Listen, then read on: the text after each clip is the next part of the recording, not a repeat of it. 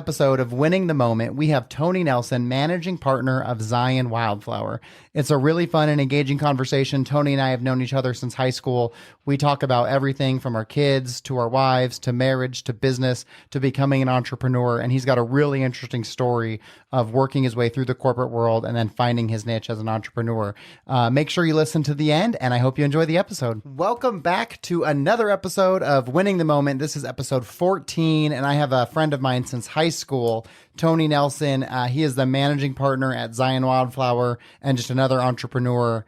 We had a little bit of technical difficulties, so we've already been riffing a little bit, but Tony, thanks for being here. Yeah, I'm excited to be here, and it's been fun to chat. So we were just talking before the cameras turned on about a part in the book where I was talking about the universe. So Tony, being LDS, we're talking about how our beliefs are different, but they're not that different. Yeah. The way we describe them through our words is different, but the actual thoughts we have aren't that different. And I was going to share a story with you about Cash, my 6-year-old son. I had given a talk at Utah Tech for their staff and faculty, and I wanted them to come to it to see the talk. Mm-hmm. And after I was in the kitchen later at night. Guys. Oh no, did it go down? Oh my God. The camera is now frozen again. Okay. So I promise you. I'll just tell the story and then you can tell me when it's good. This morning, So I'm talking in the kitchen and I'm saying, yeah, the universe is going to give you whatever you want. Yeah. And my son, and mind you, there's no, we don't talk about religion in our house, right? Uh-huh. My son goes, that's not the universe, Dad, that's God. And I was like, yeah. I was like, absolutely. You can substitute universe with whatever word you like. He's like, well, it's not a substitution. It's just, that's God that you're talking about. And I was like, well, what an interesting thing, Yeah. I don't know where that came from. Yeah. You don't talk about it, but yeah, obviously we have all of our life experiences that kind of come at us and form who we are and things like that, and so maybe we kind of derive where our belief systems come from and whatnot. But I think at our base roots, when you look around, when you see the beauty of Zion National Park, where both of us do business and stuff. Yeah. Right. You can feel the magic. You can feel that there's something greater, right? Yeah. There's something greater. There's some sort of creator somehow. Yeah. Something happened. Yeah, exactly. And so your son saying that, that's my belief system. You put it out to your Heavenly Father, because just as much as you love your son and you want him to have what he wants if he works for it. Sure. Same thing. We put it out into the universe. We put it towards, we pray about it. Some call it manifesting. Some people. Do you believe that you live multiple lives throughout all of time? Do you think you've lived a life before this life, or do you think this is it? Yeah. I definitely believe in a pre-existence is what it's called. But before we had this body of clay, right? Because our body is made from particles of this earth, sure. Right? But that we personally existed before this, right? And that this was another next step in progression. So you don't believe that you were another body of clay? No. So this is it. This is your only shot. Yeah. This got to make it count. We got our. See, I'm lucky because I got lots of lives. So, yeah. So this one's not good. I'll do better next time.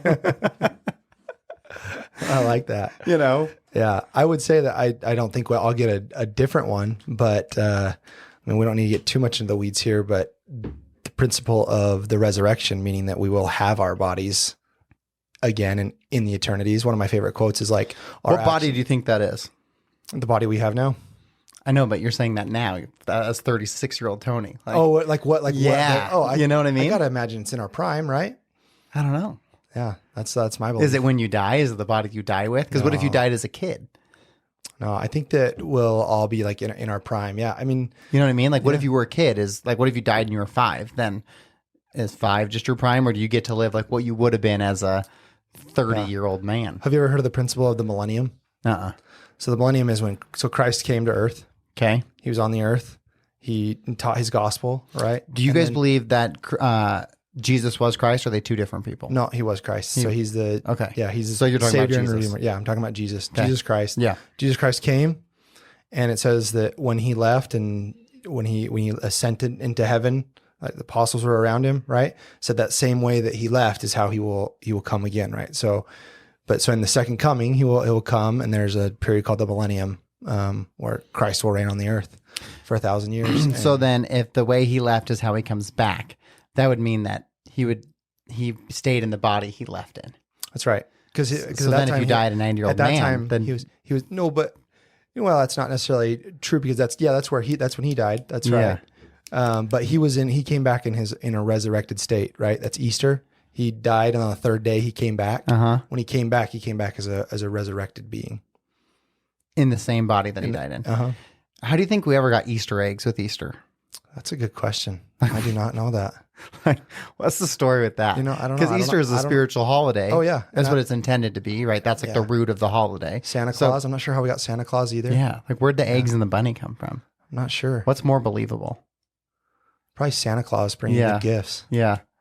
The bunny seems more far-fetched. I don't know why. A little bit. Isn't it interesting we start our kids off with a lie? It is a little bit interesting. You know what I mean? Like we bring them into this world and lie to them about Santa Claus. fake person. Yeah. And use it as a ploy to make them behave well.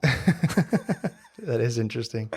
In our house, obviously, we talk a lot more about like the meaning of Christmas. Right? Yeah, sure. It's like a byproduct of it is like around this holiday we do these fun things or whatever. And honestly, gosh, my littlest is 6. She hasn't believed in Santa Claus for a long time. Really? Yeah. Is that because of the older sister though? I think no, it was because they were really good at like keeping it. I think she just kind of is like almost like an old soul, right? Like, yeah, you're not fooling me. Yeah. I know you did it, Dad. My youngest just learned after this last Christmas. We said like whenever she asks us next, we'll tell her. Mm-hmm. She just opted to wait until after Christmas to ask, and we told her. And I said, do not mess it up for your brother. You know, like that kid's still got some more magic left in him.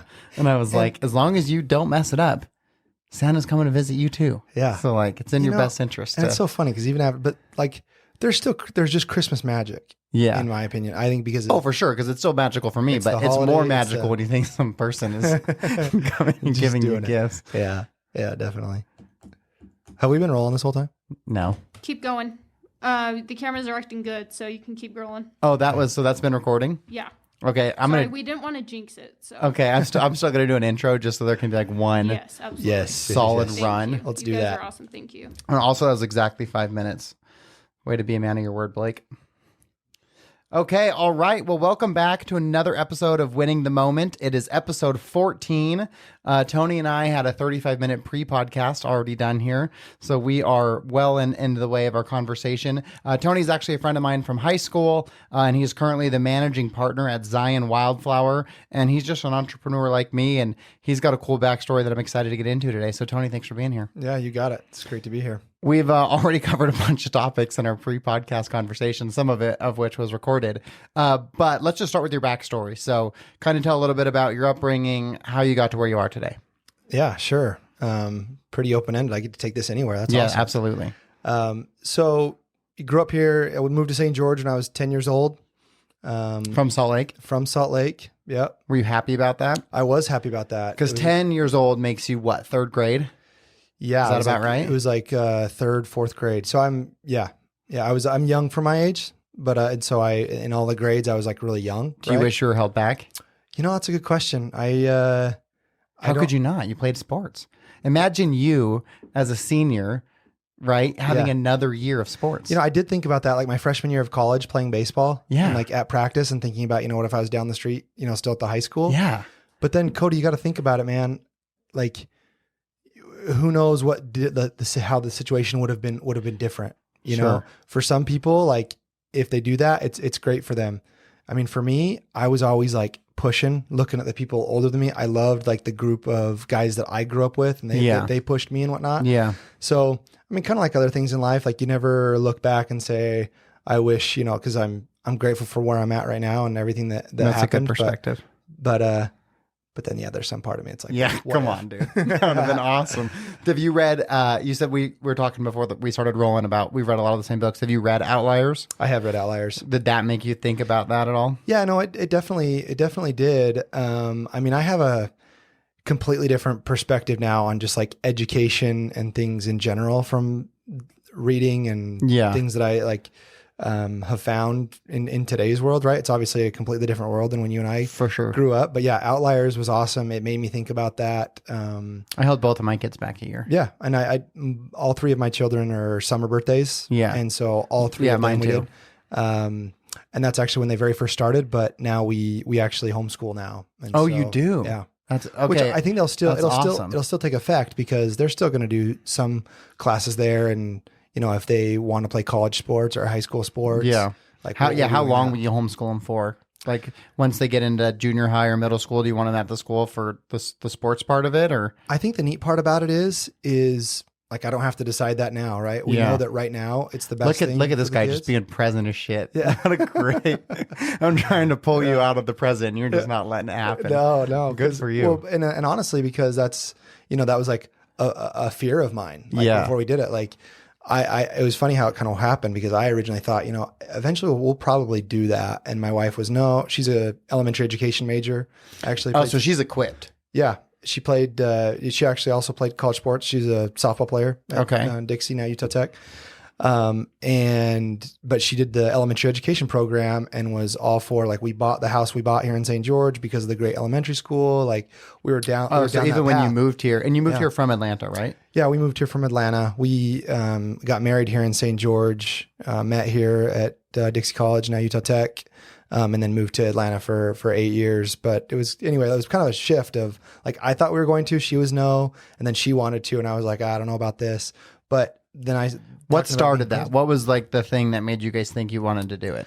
Was Was it COVID? No, it actually wasn't. It happened during COVID, but it wasn't because of COVID. Interesting. It was happening before that. I think, honestly, maybe some comments like, when people told us, well, stop working with your kids on that because then they're going to be even more bored next year. I was like, so you don't think like, yeah, like don't develop your children. yeah. So don't get them keep ahead of developing. pace. Yeah. It was That's like a weird thing to say. Who that teacher said that? Yeah. Wow. Yeah. And it just like the system as a whole was kind of like, I don't know that this is necessarily, like driving what we want to do for like personal development for like ourselves, our kids, our family as a whole. Yeah. So, and then I was worried like, what about the future? And the nice thing was, it doesn't matter. We'll figure that out when it comes. I'm sure there's already a lot of hybrid programs and things, Yeah. and I'm sure there will be even more when they get to that age. Well, I can say that coming from Wyoming, because I went to a school in Wyoming till I was a freshman, and my freshman English assignment was a 10-page, single-spaced, 1-inch margins with a works cited page and a 5-minute oral presentation. Like that was my freshman year English final. Yeah. My senior year English final with Miss Varley was a 1-page paper about the year. Like I sat down, bullshitted in like handwriting, and then gave it to her, and I got like an A+. You know? Yeah. And so it was such a different like school. Like when I grew up in Wyoming, I had home. Like I went home every day. I had homework every day. And then like I remember like being around the dinner table with my parents, like studying and like working on stuff, and like it was like a grind, And then I came here, and it was like, oh, I thought it was awesome. It was like I don't have to do anything. This is great. Yeah, it's funny how a lot of things in life too are like what you make it to, Yeah. right? I mean, like that was maybe like some like that's the classes that happen to happen when you came here. Yeah. For somebody else maybe They had a it different was teacher, different experience. Yeah, different experience because I definitely, man, I think I would have done high school a lot differently. What would you have done different? Well, just maybe more cared more about the experience and like learning to learn rather than Yeah, that's just the key, worried about right? like I was so. I grew up in a great household, taught me a lot of great things. I have amazing parents, taught me hard work, but definitely it was like, and I did sports. And my dad was a college athlete as well, but he would always tell me like your mind's going to take you farther than your athletics. Yeah, as good as you were at sports, that's Yeah. not where that's not where you're gonna make your hay. And it just drove. They were like, you've got to get good grades. Like I was always thinking about an academic and athletic scholarship, right? So I was like, always doing homework, and which it wasn't. I don't wasn't ever in bad, high school but- remember you being like hanging out. Yeah, My only memories of you really are like open gyms and the games. Yeah, because I was kind of. I was like schoolwork, sports, which was good. It put me on a really great track. But I think I wish I would have like soaked it up a little bit more and Like have a little more fun, maybe. yeah, and wanted to just like because I didn't love to learn. It wasn't about that. It was just like learn something to then regurgitate it on a test. You would just complete the task. Yeah. Where now when I'm learning about things, it's like, it's because I want to devour it. I want to understand it. It's interesting what you said. So you said learning to learn. And that's what I tell my kids. I was like, you're going to school to learn how to learn. It's less about what you learn because so much of what you learn is irrelevant. Yeah. Right. Like the math you're learning, like what's funny. I even said in my book, like when I was a kid, teachers would say, well, you're not going to always have a calculator with you, like and I'm not even that old, but that's the thing they would say. Yeah. It's like, little did they know, I got the smartest device in the world. Totally. You know what I mean? Like I can just log on to ChatGPT right now and write an essay in 4 seconds. Loved that part of the book, by the way. Yeah. And so it's really interesting, but I think it's so important that our kids do learn to learn and actually learn to retain information, not regurgitate what you said, right? Yeah. Because that's what I did. Because I had a really good memory, so I was never learning anything. I was just like taking visual snapshots in my mind, so then I could do the test. But it was never about actual application of knowledge, and I didn't like it. I didn't enjoy learning until I started reading on my own, like my self-prescribed. This is what I care about.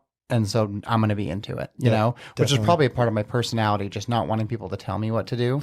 Had I just gone to school for 8 hours, like you can do whatever you want as long as you're like progressing, I probably would have done much better. Yeah. Because then I would have been like, oh, I'm interested in this. And then boom, I would have focused on it, you know? 100%. But we had a good childhood though, man. It was good. So you played sports. You talked about that. So in high school, you played all three, right? You played football, basketball, and baseball. And you were the best at baseball. That was my kind of my What'd you sport. play in football? I don't remember. What position did you play? Junior year, I played quarterback and you did? some receiver. Yep. It's a hard stint there, but it was we had an interesting line. Good. Line. But and then my senior year, I wasn't going to play. I'd already pretty much committed to play college baseball, and so I wasn't going to do that or play any just for injury football purposes. Yeah, and then about a week before the season started, actually, the head coach asked me to just if I'd punt, and then he asked, "Would you just play receiver?" And then kind of by about 2 weeks later, I was just playing fully in. Yeah. But did you play offense and defense? Yeah, I did. I played that year. I played receiver and corner. Were you guys good that year? I can't remember. We were decent both junior and senior year. Like, because I think we went to state my senior year, so that'd have been 1 year after you. Yeah, 1 year after me. Yeah, yeah. And before that, we were just kind of mediocre. Really good defenses, not very good offenses. Yeah. Yeah. And then basketball, junior year would have been good, right? Because that was with Tom and we had a really good that year. Brock fizzled out in the state playoffs, and unfortunately, like we That's right. we underachieved that year. Yeah. But yeah, was that the year the crazy loss to Pineview? Yes. Where Trent Tipton airballed the free throw? Yes, I think actually he hit front rim. It caught front rim. I don't know, man. I'm gonna not from my seats. But then we were still up 4. Yeah, that was the craziest ending to a basketball game I've ever seen. All we had to do was hold the ball, but Brad Garrett hits a 3-pointer from like 40 feet away. Yeah. A Steph 3. Yep. And there was only 3 seconds left on the clock. Skylar Topham got the inbounds pass, right? Yeah, it takes 5 seconds before time's up for passing it in. There was only 3 seconds left. Only just had to hold the ball. We didn't have to throw it in. Yeah. You mentioned Brock too. I'll never forget how upset Brock was after that. I can't imagine. That was an insane locker room. But oh my gosh, I can't imagine. And then so baseball, was that always your favorite sport, or was that just the one you were the best at? Yeah, I would say it was probably my favorite and best. But yeah. What do you think? What from sports has led into your life today? Like what? Obviously, you're not playing sports, but I'd imagine that it still has an impact on you currently. Yeah, definitely. I think you're always trying to. I at least am always trying to like gain perspective in everything I do, and even back then I was like already thinking about that. Yeah. It really propelled me in a few different ways. This one's kind of funny, but I played for a coach, Coach Littlewood at Dixie. That was Dixie High School or Dixie College. Okay. Sorry. Uh-huh. So in college baseball, played for Coach Littlewood. He was a professional athlete, played in the minor leagues, third baseman at BYU. Knew a lot, really well connected guy, great coach, really winning coach. Tough, hard-nosed guy though too, and really could he could get the team going, but he could also beat you down real quick, Yeah. And so when I in business, like for example, at IHG, when I first got there, I wanted to meet people. I wanted to like, Yeah. I would go up to the 31st floor where the execs were, even though I was on the, 6th floor, just in a like manager role. Right. But I would go up there and just like set up appointments, like ask their assistants, like, hey, when do they got 10 minutes to chat? And people would be like, how could you do that? And I'm like, nothing's scarier than, I mean, I was in way scarier situations. I felt like, like in college sports and in like, facing a pitcher that throws super hard and in sports you lose inevitably. So you are comfortable taking losses, right? Which is part of it because part of that fear is like being rejected. Yeah. But what's the worst that the CEO can say? I don't have time. Yeah. Right. So what? Yeah. Yeah, no, I totally believe that. Yeah. So that's a good one. So so you met your wife when you were at college. She played softball. Yeah. And then, so did you guys get married when you were in college? We did. Yeah. We got married in between my junior year. And what was your plan at that time in your life? Did you think I'm going to be a pro baseball player, or did you think I'm going to go into the corporate world? Like, where was your head at that time? Yeah, that's a really great question, because that's really when like kind of my mindset shifted for like what I wanted to do. So definitely out of high school, it was like, let's go and make a run at this and try to play college baseball. Right. Yeah. But I served, as you know, I served my 2-year mission for the Church of Jesus Christ of Latter-day Saints to Italy. And so for the listeners, you went to 1 year of college baseball, redshirted, then went on your mission. That's right. Okay. Yep. And you went to Italy. That's cool. Yeah. Northern Italy. Do you speak it at all still? I do. I speak it every day. No, what, just so you can keep it fresh? Yeah. Like, luckily with technology, Marco Polo, WhatsApp. Yeah. I literally talk almost every day to some friends in Italy. No way. So yeah. That's amazing. Have you taught your kids or? Certo. Yeah, I do. Yeah, that's right. That's great. Yeah, I like we have a fun thing at night where I tell them a story. Yeah. And this story, it's like the adventures of like this little toad and stuff in this grande città, which means big city. But I'll every night, and I should do it every night, but I actually don't do it every night. Better be honest about that. But when I do, how many nights you do it out of 7? It's more like it's in streaks and then like stops. Okay, for a while, sure, right? sure. But so you'll do like every night for a week, but then you won't do it for a week. Exactly. Got yeah. it. But I introduce like a new word. Yeah. And so it's usually like Are you making these stories up in your head? Yeah. Wow. Yeah, it's fun. I bet they love that. They do. It's a fun thing to do. I'm much better at that than like my wife reads to them. Yeah. She's always like, hey, you should read this to them. I love reading, but not a kid's book. Yeah. So have you been back to Italy since? Yep. Went back 3 years ago, 2019. No, 4 years ago, I guess now. 4 years is October. With kids or just your wife? No, just me and Caitlin went on that one. And then before that, it was all the way back right after my mission with my parents, like 6 months after I got home. Oh, because you want to go show them where you were and everything? Yeah. That's so cool. I mean, if I was to ever go on a mission, I would have wanted to go somewhere awesome. Yeah. I couldn't imagine getting like Little Rock, Arkansas or something like devastating. I bet it would have still been the best 2 years of your life. I mean, it really is interesting. Yeah. You could probably talk about what you took away from that, because like really the church is molding these young men for success, right? Because they are forcing you to, not forcing, that's the wrong word, but they're establishing a routine of success. Like every day you're going to do these things and you're going to have a plan and you're going to execute it and you're going to be here when you say you're going to be here. I mean, that is a college to me. That's a 2-year education. No, I agree. Yeah, definitely.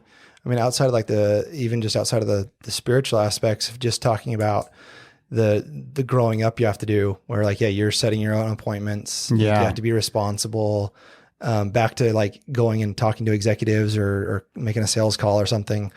Like it's really nerve-wracking to just be on a random bus in another country where a language that you don't speak, or even if it was Little Rock, Arkansas, it's tough in your own language. Yeah, sure. Just to be on a bus and just randomly start. Yeah, it's probably a little bit easier in Italy because you can be like, I'm the American, you know, like totally. Yeah, no, we can talk about whatever, but I'm also going to talk about this. Yeah, we're in Little Rock, just like get the hell off my porch. Maybe, but the approach I always took was just wanting to get to know people. Yeah, and then if they, eventually they'd want to ask, hey, so why are you here? So what do you, Sure. And then if they wanted to know more, great. If they didn't, I still wanted to get to know more. Did you baptize people when you were on your mission? Yeah. How many? So I was a part of. My goal was always to have something going on every month. Which would have been about 24. I didn't personally, do it, but I was a part of about. Man, it's been so long now. It was about 14 to 16. Wow, that's pretty Yeah. good, especially in Italy, I'd Yeah. imagine. And I would say probably the 16 because the two other ones were maybe like I was around it and like a part of it, but wasn't like Yeah. in the main part of teaching. But yeah, there's a lot going on. What would you say was your biggest takeaway from your mission, or the thing that stuck with you the most? Man. I would say that pray like everything depends on God, and then get up and work like everything depends on you. That's good. Is that from something, or is that your own words? No, I think I believe my mission president said that to us at like a mission conference. one Pray time. like everything. Say it again. Pray like everything depends on God, and then get off your knees and work like everything depends on you. That's good. Yeah. You'll just change God, put the universe, and then boom, got a new motto. Okay, so you go to your mission. Did you know your wife before your mission? I did not know my wife. before Okay, my so you mission. met her after. the Yep. fact. So that was after my mission. And where's she from? So she grew up in different parts of the country. She moved Okay, military or?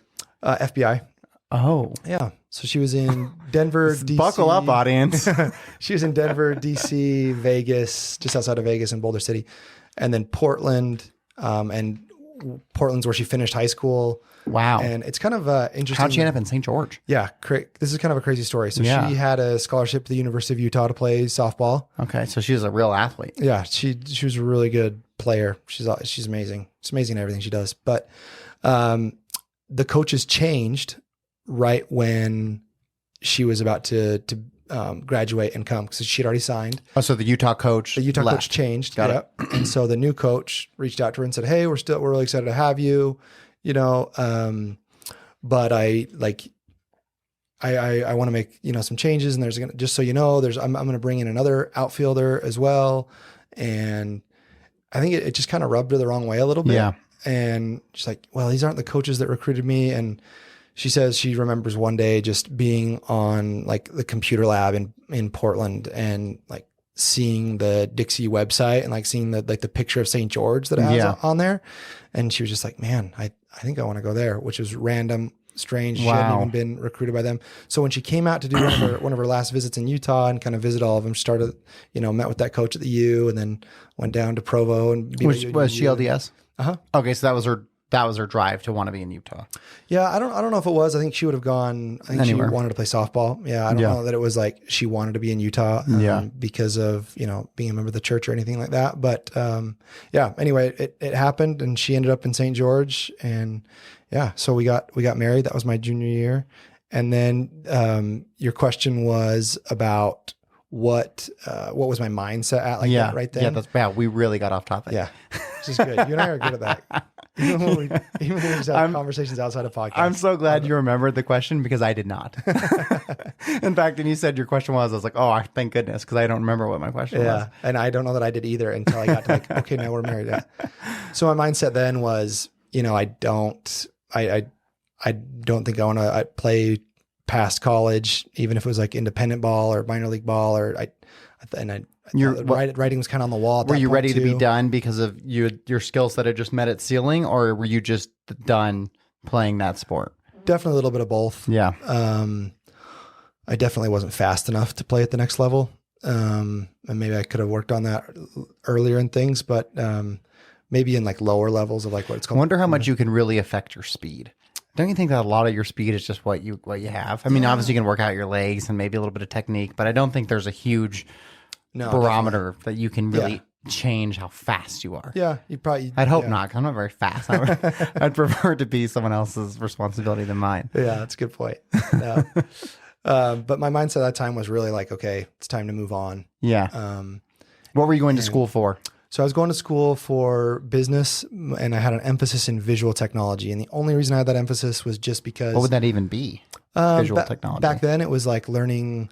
It was actually a lot of marketing, because it was like it was design principles. It was like we would get on, and like it was a lot of classes around. There was Photoshop classes. There was like intro to like building a website and things. But it was a lot of design principles of. Okay, how do you visually interpret this brand? This looks bad. This logo looks good. Why? Got it. Okay. And most people would just be like, because this one looks good. Yeah. Right. Those are teaching about like the design principles of what is good design. So So, but I liked it honestly, just because I had technology in the degree, Yeah. which is exactly what happened. So, Quick question. Do Yep. you think you would have went to school if you weren't playing sports? yes, Yeah. Okay. because of that time in my life, it was like Education was a driven into big me thing. that, Yeah, got it. Okay. education was like, that was what would get me to like the next step. Right. The reason I ask is you being such an entrepreneur, I feel like the you that I know now, you would have needed that path, but maybe I'm wrong. No, you're not wrong. And it's, the funny part is that I don't know that back then, like, Yeah, I I guess was an entrepreneur. Right. And Or- the you now Yeah. had to be the you then to become the you that you are now. And I knew that I wanted to own my own business at some time. I wanted to What do your parents do? be my own boss. My mom's actually a real estate agent now. She's done Well, loans was she in the when you were past. growing up though? Growing up, home with us. At home with you, and your dad teaching did us. what? Yeah, and my dad was a salesman. He sold Okay. building products. That's the Okay. reason we moved to St. George. Sold a lot down here in Southern Utah, and Got it. Vegas, Southern California. So they opened a branch here. So he's a Okay. branch manager and Okay. sold building products. Got it. So I'm in college. I'm thinking like, I got to get good grades. I got to get a good degree. I got to get a good job. But I always had this end goal of like, I wanted to be my quote own boss. Yeah. And so I started meeting people. And one of the people I met was Steve Kaplan, great guy here in St. George, kind of a local legend. Started one of the first tech companies here in St. George. It was called Steaton Technology. I met him and started just discussing like business with him. And I told him I wanted to be my own boss. And he's Yeah. like, well, what do you think that means to be your own boss? I'm like, well, you get to decide, right? And he's like, well, I'm the CEO and I like founder of this company, but I still answer to people. I'm like, who do you answer to? He's like, I have a board of directors. Yeah. I answer to customers. I answer to like His team members, employees, yeah. right? For sure. And it switched my mindset. But I had said something in that interview with him, or not interview. At that point, it wasn't an interview. It was just like a get to know you. Yeah. And he said, why are you out? Like, I know you've met with other, CEOs in town and stuff, like, and you play baseball here. What's kind of your end goal? And I said, I've heard that it's not what you know, it's who you know. And I don't know that that's always true. Like, I know you need to know stuff. That's why I'm working hard at school. I'm like, but I do know it's important to meet people. And I usually hear it in a negative context. I hear people say, like, oh, it's not what you know, it's who you know. Like the good old boys. Yeah. They say it in a bad way. And I kind of looked at it and said, well, why don't you just get out and meet people then? Yeah. So that's what I told him. And then That was just your own epiphany of like, I'm just gonna that meet people. That was my thought. Because I love it. Pretty brilliant, that's really. kind of back to my mission too. Like things I learned on my mission. Yeah.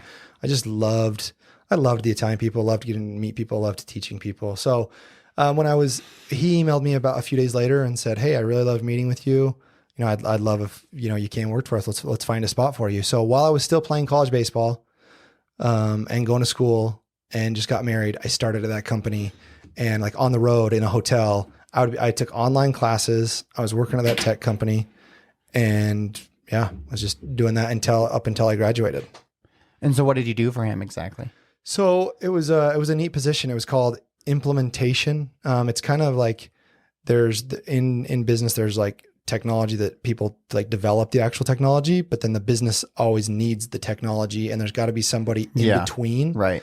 Currently, that's now a product manager role, which I've done as well. But back then, it was called an implementation specialist. I helped set up the software for clients, and they were cool clients. There were Marriott, Starbucks, McDonald's. Is that how you got into hospitality then? Yeah. So okay, I always wondered how you got into IHG. So IHG was a client of Steaton, and about 6 months after I graduated, they just reached out and said, "Hey, we can't tell you have this job. But we think you should apply."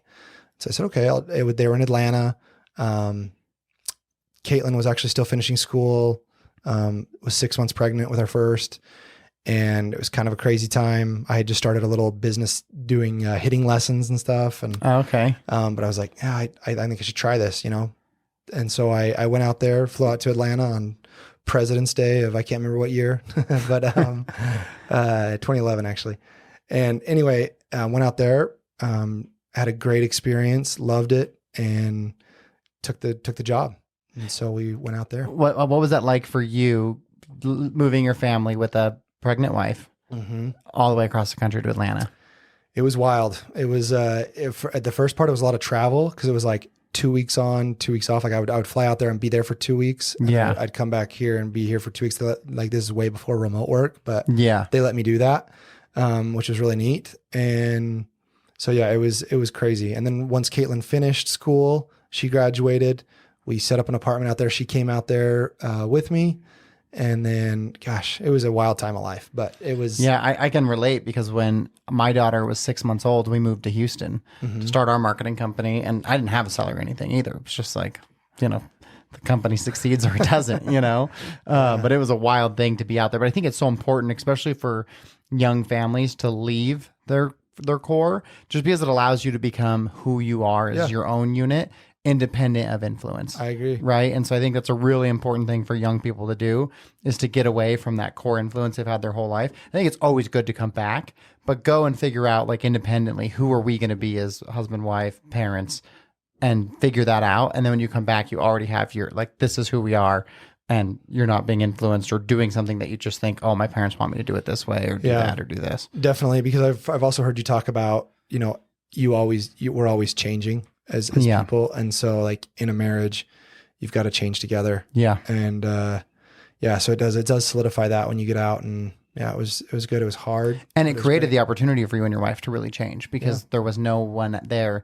Judging is the wrong word, but there was just no one there to monitor what you guys were doing or what interests you had or how you wanted to go about being parents. You got to do that all independently on your own. I think that makes a really strong bond. Yep. Definitely does. So what was your favorite part of living in Atlanta?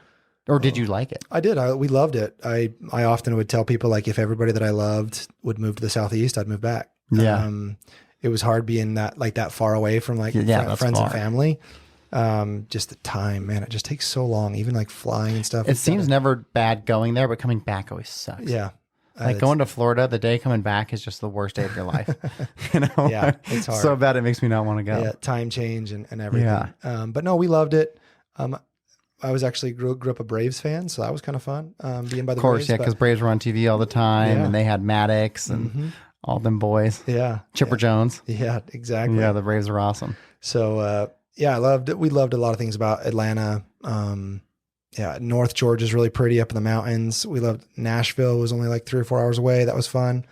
The Panhandle of Florida, I think, are the best beaches in the world. Oh, like for sure. Pensacola, Fort Walton. Yeah, Destin. Yeah. So, and we obviously definitely took advantage of the IHG friends and family rate at like the Holiday Inn resorts there along the Panhandle. So we had a lot of fun. So talk about your career trajectory with IHG then. Like, so you started with them doing what? What was your role? Yeah. So when I left and went to IHG, some people... Oh, because did Marriott hire you first? No, I left Steaton. And went to IHG. And went to IHG. And, there were a lot of people here at the company that were like, hey, you're already like growing here. You're kind of like a medium fish in a medium pond, and you're growing. Why would you go out there? And they said you're going out there for a specific role, and you're going to get pigeonholed in that role. And I kind of took it from a different perspective. I was like, well, the goldfish grows based on how big like the pond is, for sure, right? Right. And so I went out there for a specific role to help the same implementation stuff. It was just in the Americas. I was to help go and like kind of internally sell this software that the company had invested in and grow it globally. So I went out there. That was like the day job. The night job was learn development, learn the hospitality world. Yeah. And so that's what I went out and did. One of the first people I met, I was really fortunate. His name's Fred Russell. I thought he was an IHG employee, but he was actually a consultant. Excuse me. He was a consultant for IHG, but he lived in Palm Springs, flew out every week just to consult them on things because he was a hotel owner in Virginia Beach. Okay. And so, kind of fun story. I just walked by his office one day and saw a putter in there. My grandpa's name's Fred. His name was Fred. My grandpa loves golf. I love golf. I reached my head in and said, Fred, let's putt. And he kind of like looked up from his computer and was like, yeah, let's putt. So we started putting and chatting, and it was really neat. Found out all these things I just told you about. He was a hotel owner. He was hired by Mr. Marriott in the kitchen. Wow. When he was like, in his young 20s and grew up in management.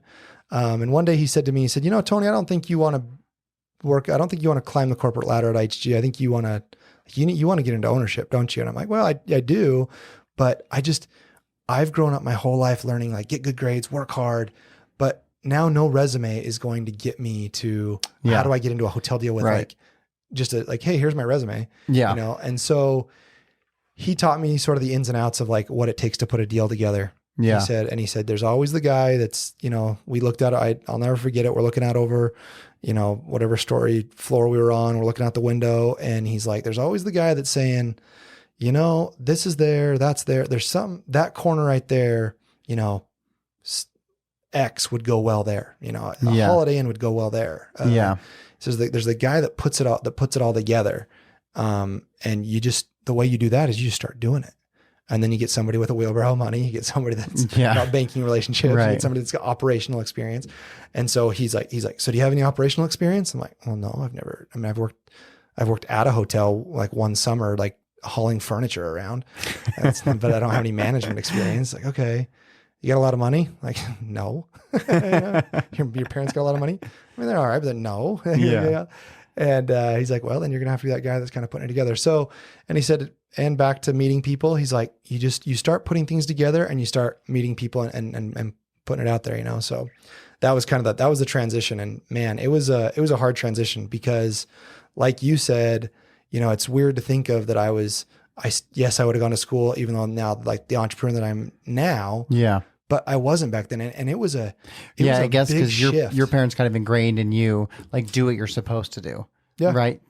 Play sports, get good grades, work hard. That just translates to go to college, get a degree, get a good job. Yeah. Stay at that job, get a 401k, retire. Yeah. Be happy. Which honestly, and it's a hell of a life. It's a good life. Yeah. I don't want to honestly, if I would have stayed at IHG and was on it would have been great.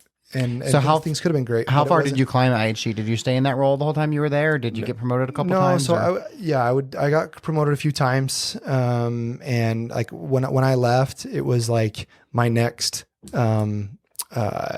reviews or whatever the next time it came up. It was for like we had been having discussions about like director. Okay. I was a senior manager at the time. I had 5 other products underneath me. So I came, and the one product that I helped grow, that transitioned into some other products. And then within the legal department, there were some others that they were like, hey, we want you to also look after these. So when I left, I had a team that was running each of the different products. And I was just the leader over that group. Did your wife work while you were in Atlanta, or did she just stay home with the kids? Nope. She was she was home with the kids the whole time. Yeah. Okay, so then you have that conversation with Fred. And funny thing, you talked about how Fred had a putter. So in our office, we have a little basketball hoop, and I beat everyone in pig. In fact, no one beat me for we had the thing for like a month before I think Breck finally beat me. And Tony has beat me both times we've played. And last time it was a clean sweep. Yeah. Not frustrating. Yeah. Yeah. It's been fun though. We gotta keep doing that. I know. I gotta practice and get ready for you. Yeah. Okay. So Fred tells you that story and basically kind of gets that entrepreneurial wheel spinning. Yeah. And what do you do with that?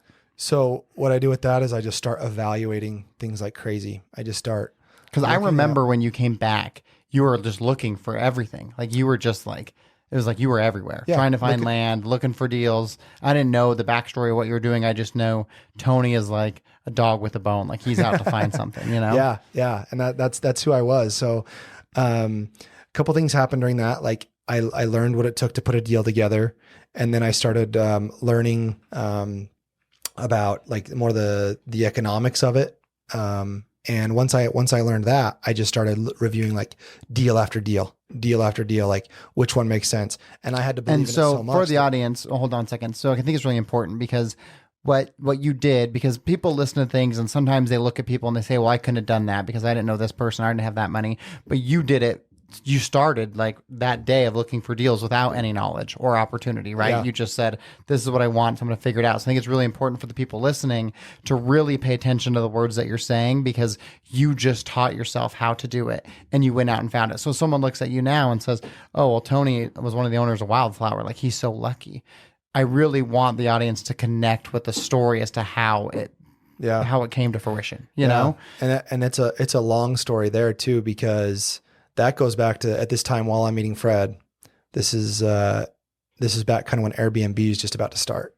Okay, is starting, and I remember the global CFO at a company-wide meeting got a question like texted in or something, and because he didn't have any slide about Airbnb. Okay.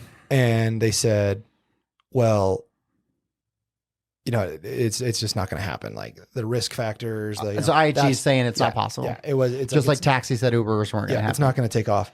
By the very next year, there was a slide about how the CFO always talked about how he loved pie, and we were trying to eat more of the pie at IHG, right? And Marriott was too, and Hilton was too. But there was a slide about how Airbnb now had a piece of the pie. Yeah, and that kind of stuck with me. And so I kind of thought, how do they come together, right? So I had that back in the back of my mind. I meet Fred. I start looking at deals. And I at SUU, university right up the road, right? Yeah. I found a property there. It wasn't in hospitality; it was student housing, but it made a lot of sense. We could see what was happening with SUU's growth, rent rates, everything. So I put a deal together for that. It was good. And talk about what that means when you say put a deal together. Yeah. So once I found that this property could cash flow X and that the project would make X amount of money. If I raised money from investors, I could give them such and such return. And once I believed enough in that, then I started going out. And by that time I had talked to enough people and like told people, hey, this is like what I want to do. Yeah, this is my day job, but my passion. My passion. My day job's IHG right now, but I want to put deals together, and that's what I'm going to be doing. And so, yeah, there's obviously other people that definitely helped me along the way. One of those is, our friend, and you know him really well, Lex Entz. I went to him and said, hey, look, this is, I think I found one. And then he helped me as well in raising the money, which another principle I learned but this was at college, but, a speaker at one of the commencements was, his name's Henry Eyring. He's actually a leader in the LDS church. Okay. But he talked about when you're ever going for something, trust that there's going to be somebody on the other end that if you're passionate about it, like there's going to be somebody to help you. Yeah, there will be. He said, and he gives countless examples of it. And I feel like I've got those exact same examples. Like when I've decided I'm going to go after something, I work hard for it.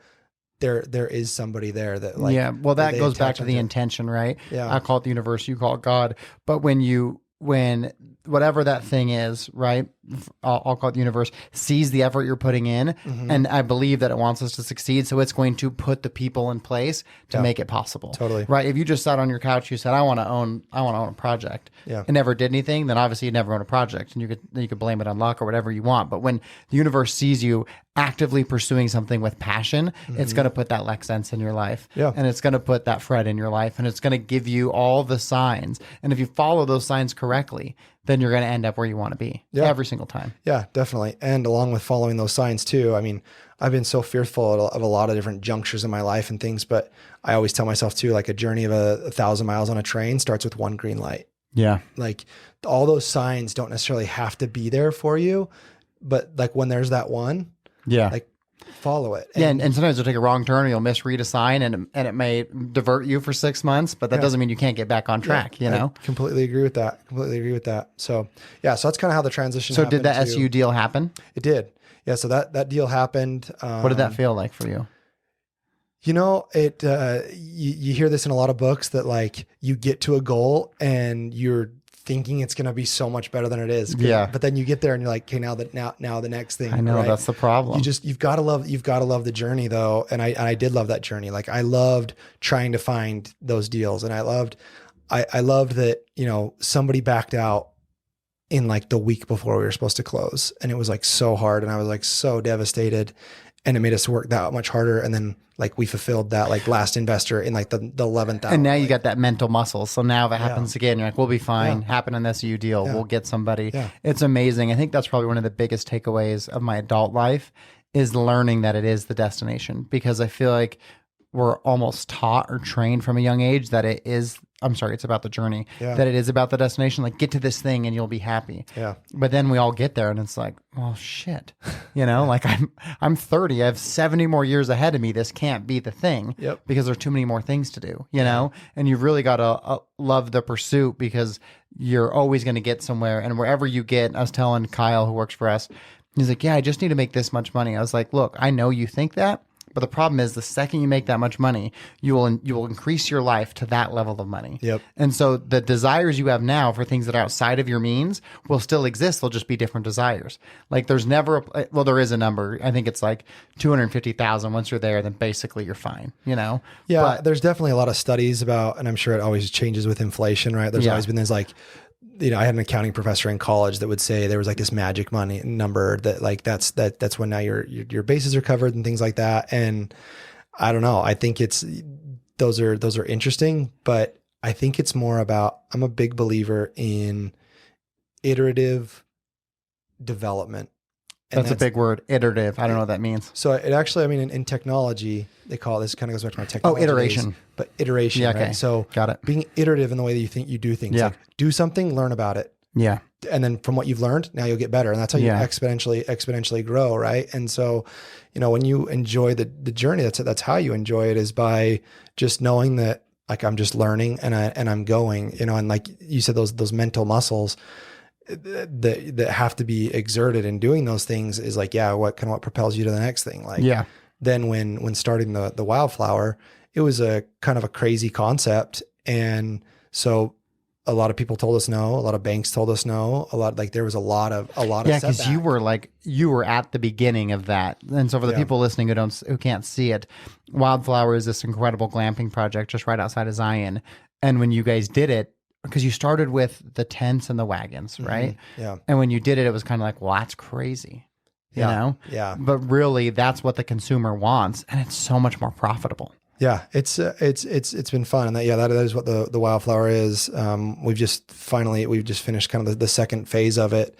But yeah, when it started, it was like the ethos of it was definitely glamping. It was also kind of like Airbnb meets a hotel, because you get your own, right. you get your own dwelling. Yeah. But it was right around that cusp of like glamping wasn't as known. There was only one other glamping place in the whole Under canvas state. Yeah. And nobody really knew much about it. But I knew that like just through learning that like that's the kind of what the consumer was crazy. Well, and your guys' branding is awesome, right? Oh, Not just visually, but then also like the meaning of it and the way that you use like stay wild. You guys have been so creative in that. It's funny too, because you guys just open up your pool, right? And I always tell people in hospitality, like, you got to have a pool. Like, it's just so critically important. You guys did a great job in doing it. The best thing you did is your hot tub is actually huge, and it's got that fire pit in the middle. Like, you build a big resort and you do a small little square hot tub, and it's like, well, now it's awkward. Yeah. Like, if 4 people are in there, then no one else wants to go in, because it's like you can't even have a conversation. So the way you guys designed yours, brilliant. Well, thanks. That goes back to my wife, Caitlin. She actually was, she did all the interior design on phase 1, a lot of it in phase 2. And like, we have old drawings of like what we wanted the hot tub to look like. And like, so from the like an aerial view looking down, it's basically got like petals, because it's like big round things with the fire pit in the middle. And what it does, it creates like, there's essentially 4 rather large hot tubs in one. So much better. It's got to be that way. Yeah. More challenging, more expensive, but so worth the investment. But someone just, I don't know if it was user generated content or just someone who posted it, but just the other day I saw an Instagram post and it said, "Thank God they have a pool," because it's 107 degrees out. And it was people at Wildflower in the pool, you know. Nice. And it's like, man, that person couldn't have said that 3 months ago. But it's so true, you know. Like, how much better does that enhance the guest experience? How much longer can they stay now, you know? So it's just been really cool to see it all come together, and just the growth of it all, because it's expanded so much since you guys started. Yeah, where it's at 115 units. It's big. It's nice though. It's fun. We can host big groups, big corporate treats. Yeah, you got that awesome. We went and I don't know if you saw the video footage, but we went and played football in your little grass area. Me, Cal, and Spencer. I saw And that. so we took turns being quarterbacks and receivers. It was so fun. Dude, you guys were winning the moment. Right Yeah, we there. were winning the moment. It's such a fun space. So what's next on the development side? Yeah. So next is undecided yet on how we'll incorporate the Wildflower branding, or if we will, but we want to stay next to large national parks. Yeah. So we have ground just south of Moab to do a project there. That one's if the Wildflower is part of it, we buy Wildflower. South of Moab, is that as you're coming in, like to Canyonland side, that part of it? Yeah, the Canyonland side. Yep. So if you were coming from the south, going north towards Moab, or if you get to Moab, then you're going a little bit south. Yeah. We like that. It's a little bit more remote. It's right next to really big sandstone rock, actually a landmark called White Rock. Okay. So that'll probably be part of the name. So we're excited about that one. That one's a large piece of acreage. And then Are you gonna do like a similar 115 unit type thing, or? Yeah, I think on that one the unit count will be closer to 100, like maybe even less than that with some operations. And then also in tandem with that is Yellowstone, and that one's going to be called have something with Eagles Grove in it. Right now it's called like Eagles Grove at Yellowstone. Okay, and that's just right outside of the town of West Yellowstone. Got it. In Montana. That's exciting. Yeah. Now you're doing it. You're living your dream, and you get to be home with your kids. It's exciting. How great is that? Yeah, it's really great. What's like? How different is your quality of life now? Being that you arrived at the place you wanted, being your own boss. Mm-hmm. Like when you think about what your day, just the comings and goings of your day versus the IHG, what's the biggest difference? Yeah, I mean the biggest difference. The commute was so long in Atlanta. Man, it was so. Yeah, what was that like? Traffic was so bad. How long would it take you to get to work? A good day, 40 minutes. Bad day, hour and 15. Damn. So you're spending 2 hours a day just in the car on top of your 8-hour day. Yeah, but in the same token, like what I was talking about, you can't wish things away. Yeah. That's the time when I really like when I read your book and I told you like I can tell we're cut from the same cloth. Yeah. We've read a lot of the same books. We think a lot of the same ways, because that's when I listened to Good to Great. Yeah. How to Win Friends and Influence People. You made the most of that time, that windshield time. Yeah. My favorite being How to Stop Worrying and Start Living. God, that's such a good book. Right? It never gets talked about. No, it doesn't. Dale Carnegie, right? Yep. That book changed the way that I slept. Because it talks about like relaxing your face and like, and and I still will do that to this day. Yeah. Like, I don't know. And I don't talk about it enough. And I don't know why that is, but that is probably one of the most influential books in my life. Yep. Like it is just, it's gold. Yeah, it is. 7 Habits of Highly Effective People. Another one. Yep. And then the scriptures, of course.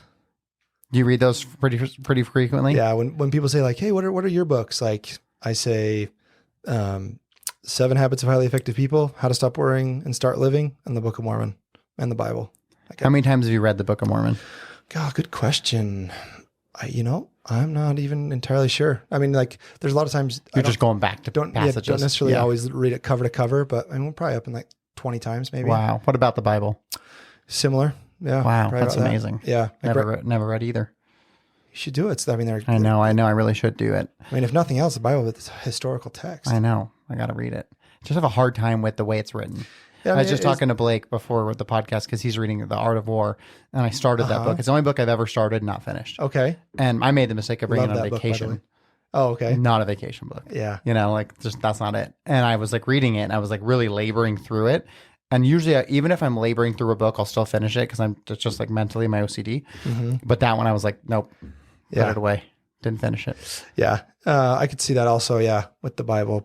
And maybe it's more about like passages or something. Like you need to have like certain passages you go, that's the hard thing for me too. My OCD doesn't let me do the passages. I see. I feel like, which is silly because I'm creating my own barriers, but I feel like in order to like get the credit, I don't know even what it is. I don't know what to call it. Yeah. But I feel like I got to read the whole book or I'm like cheating. You could get through the Book of Mormon. I feel the same way about audiobooks, which is dumb because it's just a faster, different platform to get information. But I feel like if I do an audiobook, I cheated. Oh no, then I've cheated a lot of times. I know it's a bad thought. I don't think it's good. I just can't shake it. You know, like I feel like I got to have the book in my hand to be able to say like, oh, I know when I've read a really good book though, when I like listen to it on Audible and then I go buy it because then I want to have it. I want to mark it. I want to. So how do you take most of your books in Audible form?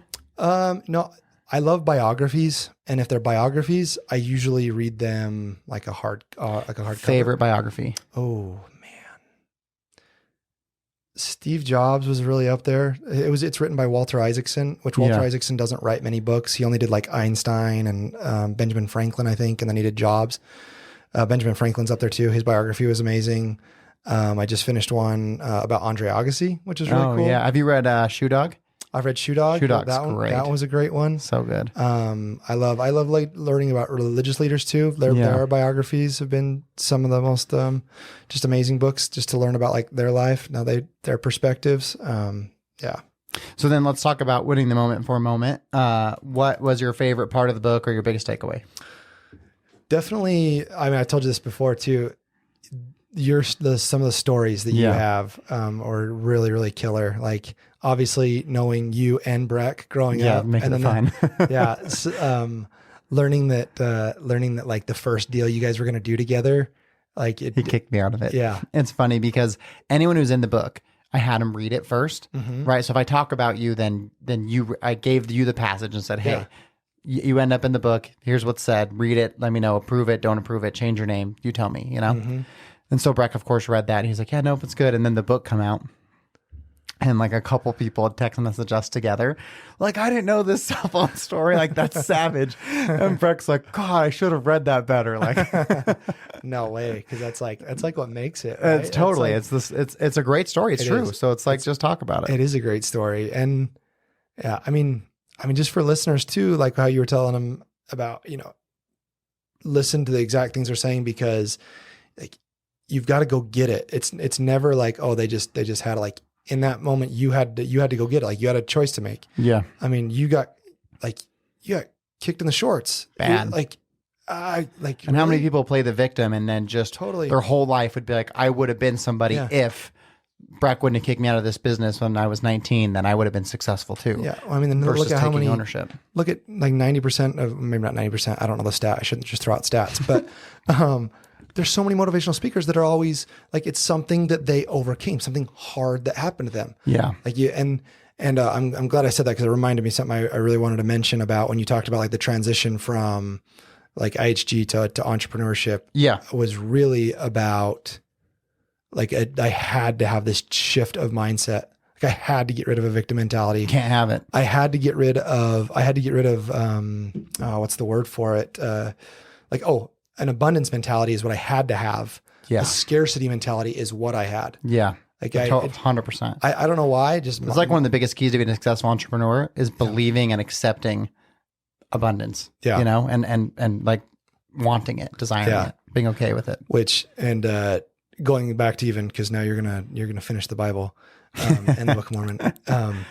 You learn in that, if honestly, for those that are reading those books and don't understand that like they've got to get rid of their scarcity mentality, then they're missing something, because everything that you call it the universe, I call it God, talks about is that like there is enough for everybody, and that you can have no one else's success is taken away from yours. That's right.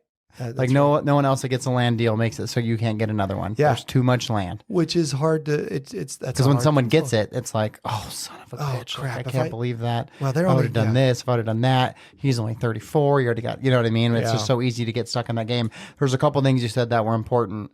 One of which is that I talk in the book about how what really shifted like the trajectory of my life wasn't even my actions. It was my mindset. And we're reading a book at Vibrant, and it talked about like abundance and wanting more. And I had like this epiphany of like, because I never really wanted a lot either. Because I didn't have a whole lot in my upbringing. I couldn't rely on my parents to take care of me, or like there was no safety net. So I was really striving for security. Give me a good job, pay me a good salary, give me a place to live. Like my wife and I and our kids lived in a 983 square foot house. Mm-hmm. My mortgage was $600 a month. Like all that mattered to me is like, no matter what, we're going to be fine. Yeah. Right. Like that was my driving force. And then as soon as I shifted my mentality, like, you know what, I always get anything I want. I just never really wanted that much. And I'm just going to open up my desires. And I'm going to say, I want more. I want more out of life. And that shift changed everything. And it was at the beginning of 2020. So my habits absolutely got worse, but my ability to be willing to accept more grew. And from that, so many amazing things happened. And honest to God, it was just a mindset change. Yeah. Like and that little shift. Yeah. It's that mindset change. And knowing that in the future, like those things aren't going to change. Like there's going to be moments and times when you fall back into those thoughts of scarcity, right? Not enough. And things might even happen. Economic factors might happen that, you're in a great place right now, and that's like nothing's guaranteed. Well, even the last 2 years have been harder than it was, you know what I mean? The economy's shifted. Definitely. And it's gotten tighter and everything's more expensive. 100%. And I went to Costco with Megan and Yeah. we had like 4, 7 things. I don't know. Yeah. And we left. It was like $400 or some crazy number. And I was like, God, for $400, I feel like the cart should be overflowing with goods and services. Right. You Yeah. know, like this cart is relatively empty. What are you talking about? $400. I shouldn't even be wheeling this out to my car. Yeah. Like somebody should be doing that if I paid for it. Yeah. It's like, I can't even go to Costco anymore. Yeah.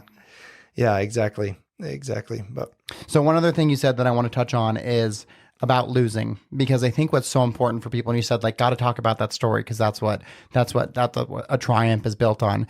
And I think it's really important for the listeners because the book's called Winning the Moment. I always want to talk about losing because the losses are what write the story. yeah. You know what I mean? Like when you read Shoe Dog, if it was just about like, oh, we were successful at everything we did and we never struggled and everything was perfect, that book would suck. But instead it was like, yeah, we almost lost this deal and then we almost didn't get that deal. And it's like the losses and our trials and tribulations in life are what make our story worth telling. Totally. And so I think when you're in it, when you're stuck in a moment of like, shit, it's comforting to know you will always get through it. And then you'll be able to look back on it and tell the story with fondness and appreciation of like, oh, I'm glad that happened because, Yeah. you know what I mean? Yep. And so when you have that perspective, it makes those things easier. So then next question, what is the biggest win in your life? Biggest win in my life. I would say family, Yeah. but I would boil it down even more to like relationship with my wife. Yeah. Wow. That's great. Yeah. And what do you think allows you to have such a strong relationship with your wife? How long have you guys been married? We are coming up on 14 years. Nice. Yeah.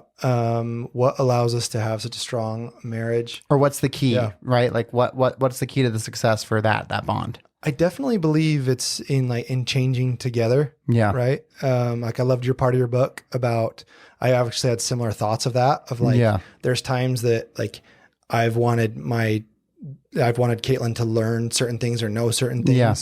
And then like she'll learn it somewhere else and like have this grand epiphany and like, oh, I was trying, Yeah. but Yeah. like, and you said, but you guys had to change together and like in Yeah. like hard times. Same with us. I think that allows it. And just like things happen in marriage, like nobody's perfect. Yeah. Right. And just, I think changing together in getting better and understanding that when one of us has a weakness or something we fall short in, or that the being able to rely on the other Yeah. is like, it just strengthens that bond like crazy. I love that you said that because I think it's so important. As an individual, we have to take care of ourselves so we can be better for other people. Mm-hmm. And as parents, I think you got to be good together before you're good with your kids. So it's like, Yeah. yes, you said family and that ecosystem, but family starts with you and Caitlin, It right? does. That's where it starts. And so I Yeah. think that's such an important thing. I'll never forget, I was in Vegas and there was this like bachelorette party there, and we ended up talking to him, and the girl getting married is like, what's the key to marriage? I told him I'd been with my wife for 17 years and they're like, what's the key to marriage? You know? And I said, I think the most important advice I can give you is as long as you and your fiance understand that the people who get married next week will not be the same people 7 years from now. And if you can start your relationship with that understanding, I think it'll be fine. Yeah. But it's so important to know that like we all shift and change as humans, and you've got to allow that growth to take place and be willing to support when you need to and hold them accountable when you need to, and just allow for or that individual organically to become the person they're going to be. Yeah, I definitely agree with that. It's changing together, but it's also changing together. Like you can't be changing in different way. Like you have to be doing it together. Yeah. And that goes back. Yeah, to because like, you can both be changing like this and getting further and further apart. Like that back to that big word I used in iterative, right? Like an iterative process, but doing it together. Like if your expectation within your marriage is that like, okay, things are going to happen, but then we're going to do it together and we're going to learn together and we're going to learn from it. And everything is going to like bring us closer together through that, is what does it. Yeah. I love that. Okay. So this one's a little bit harder, but what would you say is your biggest loss? Yeah. I actually heard you ask this in another podcast and I know you're a cheater. I knew it. Yeah. I prepared. Preparation. But honestly, and I don't know that I have a good answer for like my biggest loss. I mean, I've definitely had like, there's been financial like setbacks or things, or a job not work out the way I wanted, or things like that. Man, the biggest loss. I mean, this is kind of sounds silly, but like, I think the biggest loss is sometimes chances I didn't take. Like it's been great. I love that. Since I've become just strictly entrepreneurial, it's been really great and things have happened, but but I still like wish I would have taken a couple more shots. That's a really cool answer. No one's given that. So your loss is the loss you didn't even get a chance to have. Yeah. It was a missed opportunity. And Not taking it at bat. Yeah. And I tell my wife that last night, and she was like, well, just make sure like here going forward that you don't like take those at bats. Yeah. Let's not get down the road. And it's hard when we have, because you and I, as you said, cut from the same cloth, and we've got a little bit of that scarcity just built into us naturally. And so it's more challenging for people like us to take those at bats, because it's like, oh, this thing's really good and things are good, and I don't want to mess it up. But it's so important that you don't think that way, because that's never going to lead you anywhere. Yeah. You know, that's why it's important for like us with Breck, because Breck doesn't ever think that way. He just thinks like, let's try and do everything, you know? So it's like, it's really important to have that yin and yang, because if it wasn't for him, then I wouldn't be taking like any at bats. Yeah. And if it wasn't for me, he'd be taking too many at bats, you know? So it's like, you got to find that balance. 100%. But that's great. That's a cool answer. I really love that. Did you have a mentor at all that helped? I mean, you talked about Fred, right? Would you consider Fred to be your mentor in this journey you were on? Or? You know, it's funny because I've even tried to look up Fred since. Like he's definitely not a mentor, because I mean, this was over, maybe, over a 6-month period of like, chatting with him a couple times a week, or like, and not even, it was just more him telling me, hey, this is something you do, then this is something you do. And it's like a few conversations. It was almost like he's more of a catalyst than a mentor. Yeah. Mentors. I was thinking about this the other day. Like, I think I need more, and I need to like seek that out more. You need to find some other developer who's done what you're aspiring to do, and help have that sounding board. Yeah, definitely. That's good. I like that. That's a cool takeaway. Okay. So then the last, and I deem it to be the most important question, is how do you define success? Ooh, how do I define success?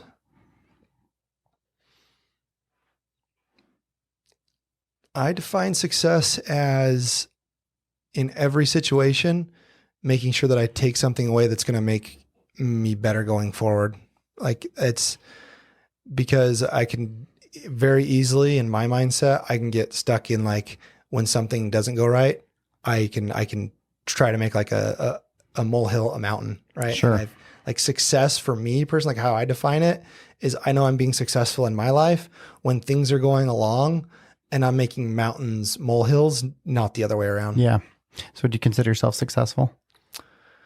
Oh gosh, I think that's like a day-to-day process. Yeah, like, honestly, that's a great answer. Yeah, I've never asked anyone that before, and that was like, I just thought like I should ask. The follow-up should always be, then are you? I think I'm always in like, I think that's a great and transparent answer, because I think people on the outside looking in at anyone, we're all guilty of it. You see someone and you think to yourself, oh, they're successful, but everyone's a human, and everyone has moments of success and moments of failure. Yeah. Right. Like yesterday was a bad day for me. Today's a good day for me. Yeah. So it's like, life moves. We're a moving organism, Yeah. It's just good and bad. Another way of saying that is like, I know I'm being successful when like I'm responding to things. I'm not reacting. Yeah. That's a great answer. I mean, with kids, with business opportunities, with business problems, with obstacles, like if I'm responding to things and not reacting, then That's interesting too, because you really wanted to know what we're going to talk about today, because you wanted to be responding, not reacting. Like, I don't know that you necessarily connected that, but that's really what you're after, right? Yeah, that's true. So that's pretty funny. Okay. So if people are listening to this and they think like, man, I love Wildflower, I want to do that for myself, or I've got this land deal, that'd be good. What's the best way for people to get in touch with you? Yeah, honestly, just on LinkedIn. Tony Nelson. Yep, Tony Nelson, managing partner in Wildflower. Okay, I'll put that I'll put your LinkedIn in the show notes, so people are listening, they can just go down there and click, and I'll take them to your LinkedIn. Yep, that'd be great. We'll put Wildflower in there too. Got to go check it out for all the listeners. It really is just an incredible property. Anything that you want to leave the audience with? No, just thanks for having me, Code. Yeah, this was really fun. And we got like 2 podcasts in one. So awesome. That was great. Okay, well, thank you so much for listening. Please listen and subscribe. It makes a huge difference if you click that like button. I really appreciate you listening, and have a great rest of your week.